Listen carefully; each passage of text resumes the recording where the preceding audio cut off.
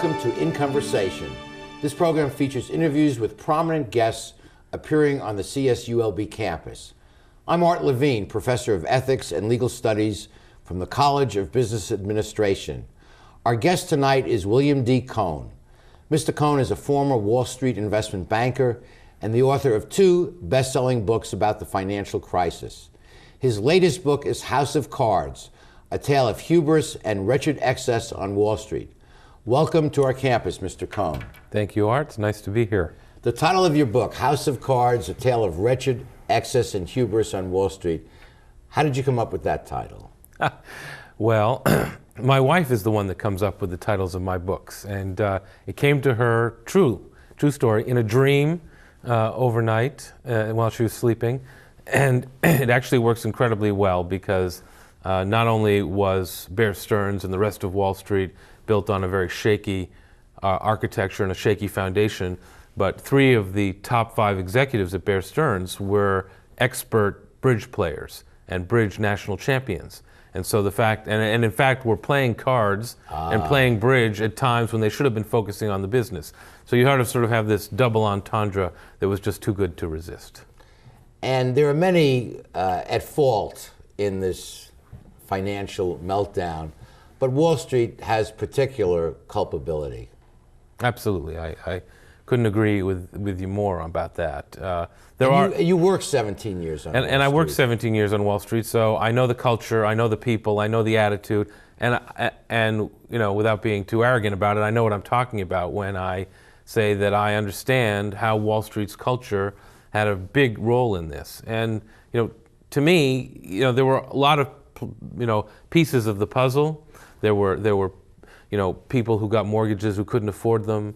There were public policy that encouraged home ownership and lowered interest rates so that investors wanted yield and were giving it to them through mortgage-backed securities and other higher interest-bearing securities. But really, it was, in my mind, it was Wall Street who saw this business of packaging up mortgages, turning them into securities and selling them around the world as investments as a gold mine, which was too good to resist for Wall Street. And they, by the end, were buying mortgages, a lot of them from California, from mortgage brokers, keeping them on their balance sheet until they could package them up into securities that were rated AAA by the rating agencies, and then to satisfy the demand for high-yielding investments, because interest rates were so low, thanks to Alan Greenspan, you had this cancer that was spread all around the world.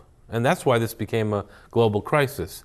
And you can ask yourself why Wall Street was so interested in this business. And I know the answer to that one. It was very profitable. It was very profitable, and it was the way the compensation system on Wall Street had evolved over time from when Wall Street was a series of private partnerships where partners had their capital in these firms, they were private, they shared in the profits plus the liabilities up to their entire net worth.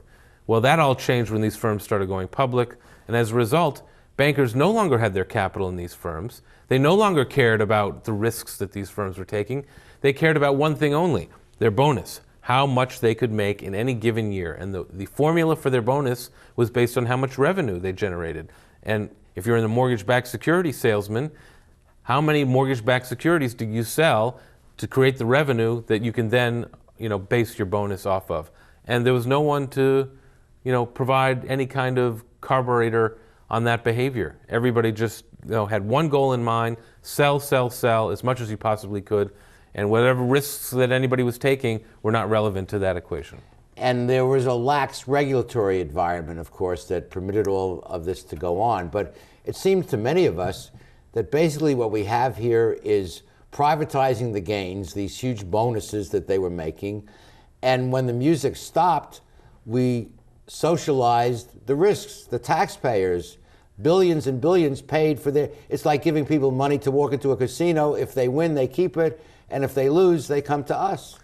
Yes, that's true. And that's exactly what Senator Dodd said in April of 2008 at a Senate Banking Committee hearing where Alan Schwartz, the CEO of Bear Stearns, appeared for the first time to try to explain why this had happened. He said, you've privatized the gains and socialized the risk, and that's exactly what did happen. And it's an incredible system that we would allow this to happen. And what's more frustrating is, how there was no change.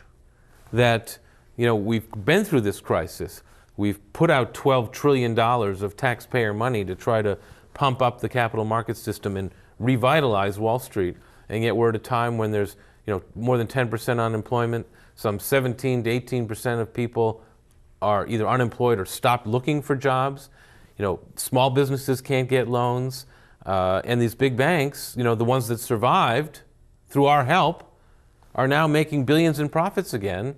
And, until yesterday, when Lloyd Blankfein, the CEO of Goldman Sachs, he managed to cough up a little bit of an apology for what happened after, almost 2 years. Not one other CEO on Wall Street has managed to say anything about what has happened here and why, or what they did to contribute to this mess. And I think that's a real shame. You worked on Wall Street for 17 years. Most of us have some gene somewhere with a sense of guilt or responsibility or shame. Are those genes missing from some of the Wall Street crowd? I don't think they're wired that way. I think that's accurate. I mean, they're human beings too. Let's not forget. I mean, this is a book about human beings and a book about decisions that people made to get into this problem. But, guilt, shame, remorse, accountability, there doesn't seem to be a whole lot of interest in those things. I mean, I think they believe that they provide a vital service to our economy by making sure the capital markets are working properly, and that's what they're put on earth to do. And we can't have a capitalist system without the capital markets working properly. And so that's their role, and they're going to do whatever they have to do it. They get compensated by generating revenue and selling securities. Wall Street is nothing if not a major league selling machine. Everybody is set up to sell. That's why you have to be very wary when somebody on Wall Street wants to sell you something. And from my own experience on Wall Street, I remember if there's a demand for a product, it's just like in the fashion industry. If women want X, the fashion industry will make X. On Wall Street, if there's a demand for Y, they will create Y. And as Mike Milken, our neighbor to the south here, so famously said, when the ducks quack, you've got to feed them. And that's exactly what Wall Street does. So this was enormous demand for these securitized mortgages that Wall Street could sell mainly to Asia, but really all over. All over the world, yes. And I'm told that the worse the security, the further away they try and sell it. I don't know about that, but I mean, I bet that the worse the security, the riskier security, the higher the yield. So yes. I bet you would have higher demand for that. People lost their heads is usually what happens in these bubbles. And then, by the way, this isn't the first time. This is a classic bubble. This is a classic, asset price bubble. And people got carried away. They forgot what risk meant. They forgot what risky securities were. They forgot that there was any risk, whatsoever. It's not a coincidence that Bernie Madoff's Ponzi scheme fell apart at the same time, because once people woke up to what real risk was about, and the fact that you can't get 12% annualized returns year after year without risk, that they said, wait a minute, these things are risky. And by the way, the underlying mortgages that were, there were actually people who were supposed to pay their mortgages that were underlying these securities. Well, when people in California and Florida and the rest of the country couldn't pay the mortgage payments, these mortgages went into default. And the mortgage securities that they were built upon also went into default. And, they lost value extremely quickly. You mentioned California being the origin of many of these mortgages. What it is, we have things called Nina mortgages here, no income, no assets. If you were breathing, you could get a mortgage. And yes. You don't have to be too bright to realize that these are very risky things, but people went for it. And you mentioned earlier that the investment bankers no longer had their personal assets at risk because these banks went public. If the banks that were making these mortgage loans had to keep those mortgage loans, they probably never would have made them, but they could ship them to Wall Street. You mean the mortgage brokers, the banks that provide? Yeah, provided Nina loans. Yeah, once upon a time, right? You had a community bank, It would go to Art Levine. Your friend, the banker, would say, you know, are you credit worthy? Are you going to pay me back? And he'd make that decision. If he decided to make you a mortgage, he kept it on his books, and that was your relationship. You paid him your interest and principal payments, and he made you this loan, and that became an asset on his books. Well, because of what happened on Wall Street in the early 80s, you know, the other thing Wall Street's very good at is financial innovation. So that same spirit that created Mike Milken and created the high-yield bond industry also created the securitization industry. A guy named Lou Ranieri at Salomon Brothers in the early 80s created what became the asset securitization business, which in effect is a good idea, just like high-yield bonds is a good idea, just like probably internet IPOs is a good idea. These ideas are good, but unfortunately, because of the compensation system on Wall Street, there's no one who knows to say enough is enough. And it's only after the bubble explodes that people say, well, maybe we got carried away too far. And if you're the risk manager of one of these firms and you have some sense of doubt about where this is going, and you try and caution your partners not to go in that direction, you're not Mr. Popularity there. Yeah, and you probably won't have a job for very long. I mean, that's right. It's the nature of the beast. You know, first of all, I think as Lloyd Blankfein has said, again, the CEO of Goldman Sachs, that the rest of Wall Street was not very good at risk management. I mean, and if anything, my book shows is, you know, Bear Stearns had a risk manager and a risk management function, and you know, it reported up through the chain of command, but it was worthless. There was nobody managing the risk. Nobody cared really about the risk. Nobody even conceived of the risks that this could end up being. They were focused on one thing: making money. The more profits, the better. And for a time, mortgage-backed securities were an incredibly profitable business. For a time, anybody who touched a mortgage made money on it. What about the role or the role of lax government oversight? Let's assume that Wall Street always is motivated by greed. Shouldn't there be some government institutions that say, stop, you can't do this? And I think of one thing, the change in regulations that allowed brokerage firms to go up to 40-to-1 ratio of debt to capital. Yes, yeah, that occurred in June 2004. The SEC, the regulator of Wall Street securities firms, allowed that to happen. With the quid pro quo, because they just weren't going to give it to them willy-nilly, the quid pro quo was that they were going to regulate them more intensely. They were going to actually have regulators from the SEC in these firms.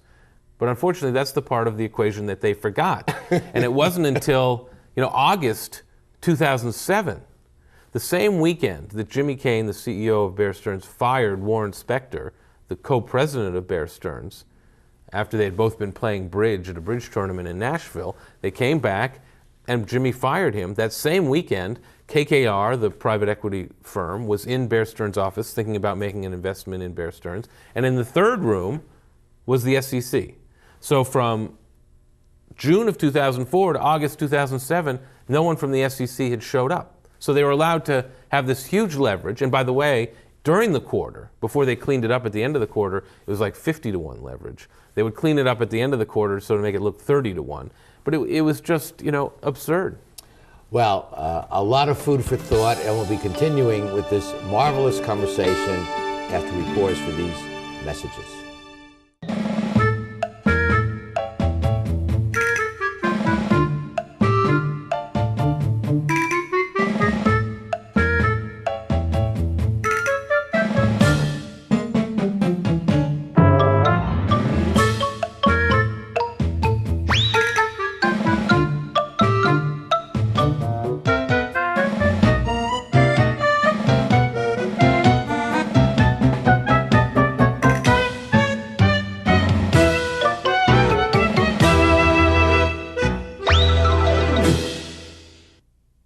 Life can be frustrating, but doing your taxes doesn't have to be.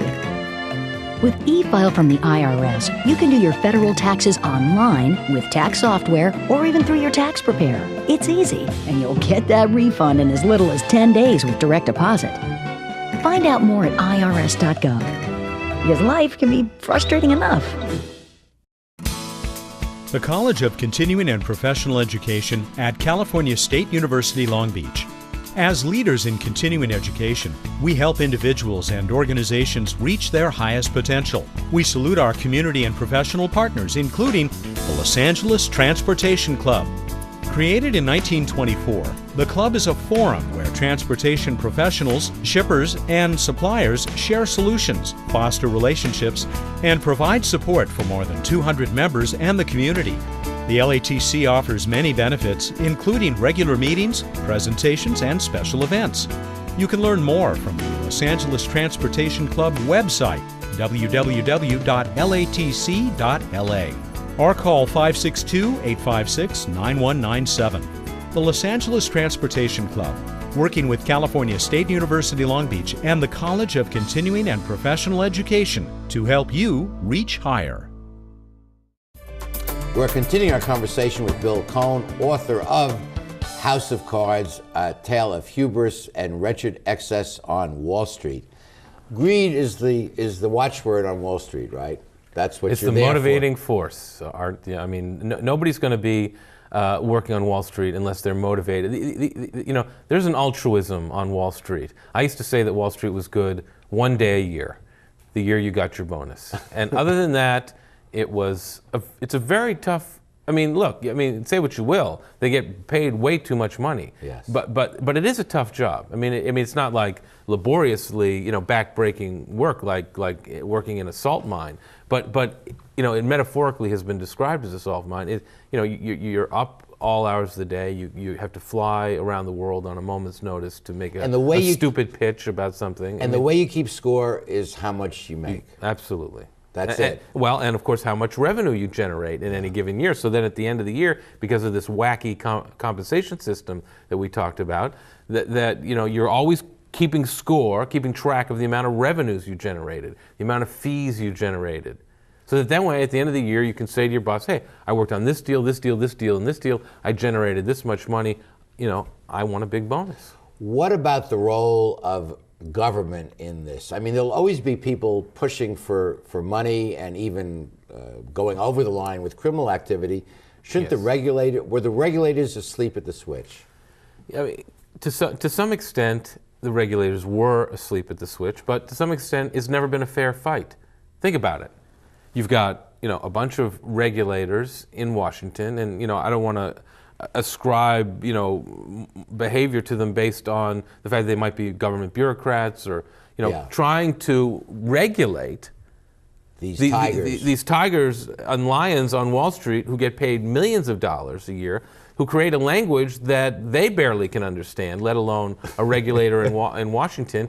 And it's just the numbers don't work. I mean, the people on Wall Street are in business to evade and get around the Wall Street regulations, the Washington regulations, which, by the way, they help write.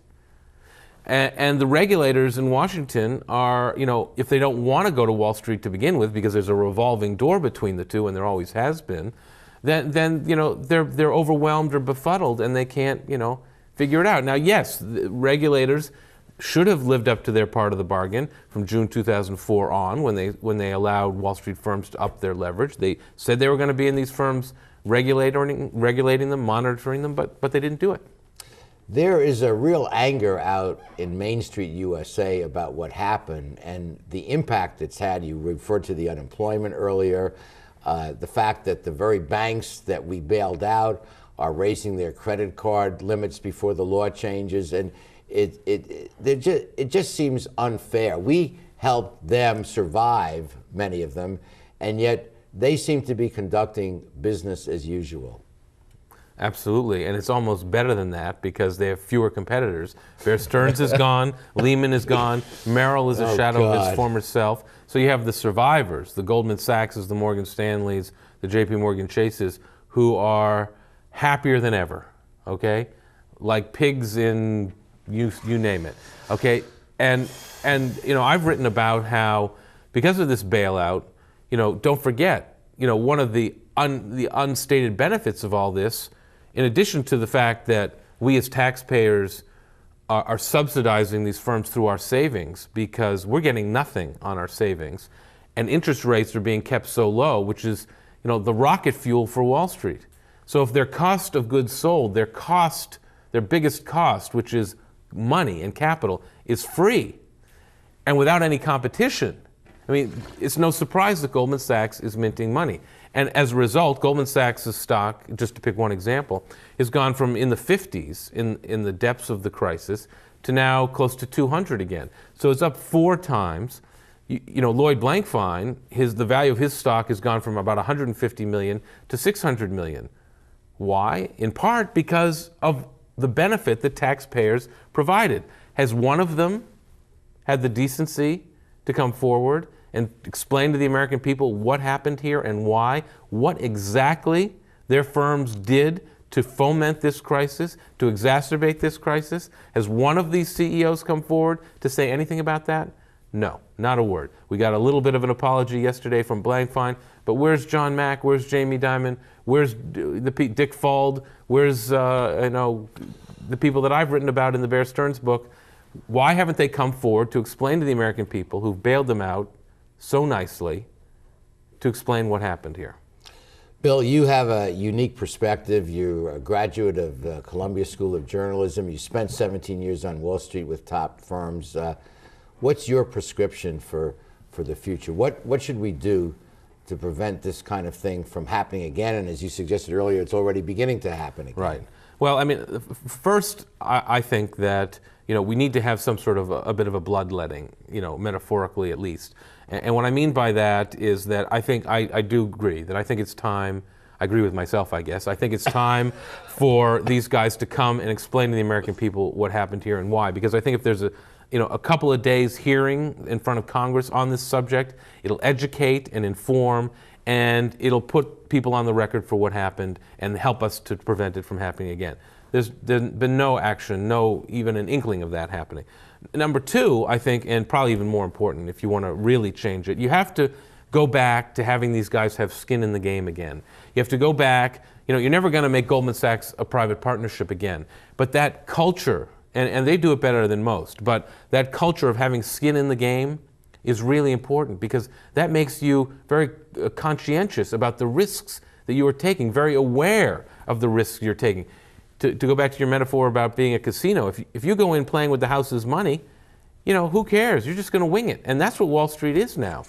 People just go in there and they wing it. And until they get their full net worth back on the line again, and I have some ideas for that, until they do that, you're going to have a repeat of this in short order. And it infuriates the American public, I believe. As it should. That CEOs, not just on Wall Street, but whether the company does well or badly, they get huge bonuses and huge compensation. It's one thing to compensate a brilliant CEO who creates a new product and it prospers, but another thing just to take huge compensation and bonuses even though the company's tanking and the stock is tanking. And that's what we've just seen on Wall Street. Basically, Wall Street takes risks with their creditors' money and with their shareholders' money. How about their own money? I mean, if you create a great product with your own money and create a great business with your own money, the sky's the limit. Take as much as you want. And most Americans would support that. Absolutely. But it seems un-American and completely unfair for you to take these huge risks with your shareholders' money and your creditors' money, lose money, billions, and still get millions of dollars in bonuses. And then come to the American taxpayer for a multi-billion-dollar bailout. Exactly. It really is outrageous. And then pay it back and claim like, we're just going to go on as if nothing had happened. Well, ethics and values seem to be underlying a lot of the problems here, and we have to accept greed as part of human nature, and there's a place for Wall Street, as you pointed out, but to provide some skin in the game, as you suggested, and maybe a little bit more vigorous regulatory regime.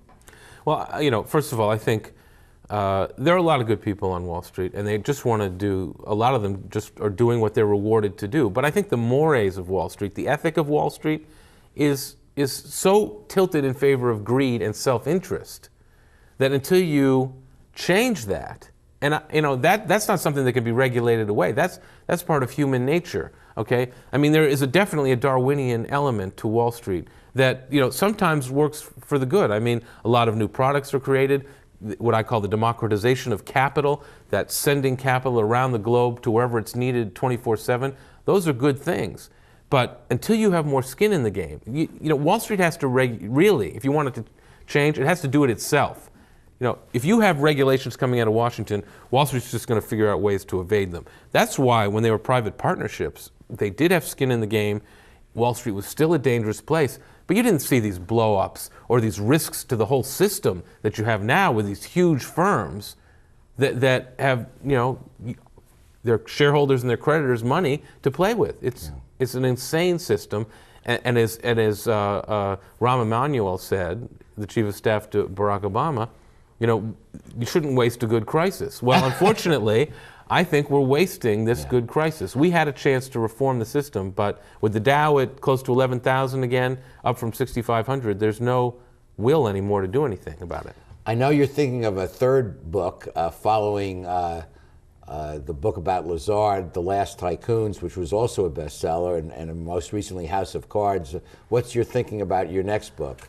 Well, thank you for asking, Art. I'm writing a book about Goldman Sachs and trying to show people how the firm got to be as successful as it is, how it makes money, because I think for most people it's completely opaque. It's a total black box. They don't understand it, and they're not very good at explaining it. And then trying to explain to people how Goldman Sachs came through this crisis, better than anybody else. And they historically have been kind of the blue chip firm on Wall Street, the best. Goldman Sachs, no matter where I worked, whether it was Lazard or Merrill Lynch or JP Morgan Chase, or even at Bear Stearns where I didn't work, but everybody compared themselves to Goldman Sachs. Everybody wanted to be like Goldman Sachs. They were the cream of the crop. And what's interesting is that everybody wanted to be like them, but nobody was willing to do the things that Goldman did to make itself special. And that's what I'm going to be exploring in the book. It's an extraordinary firm. It's an incredible reporting and writing challenge because they're not going out of their way to make it easy for me, and which is fine. I love that challenge, and I look forward to really explicating this firm and making sure everybody understands what makes it tick. Well, we want to thank you for joining us here on In Conversation.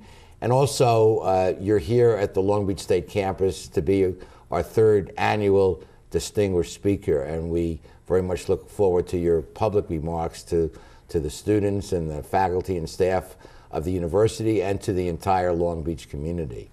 So I look forward to that myself. Thank you. It's a pleasure meeting you, and thank you for your important work in kind of explaining to so many of us that find it difficult to understand what went on, what really did go on, and equally importantly, what we might do in the future so we don't get into this mess again.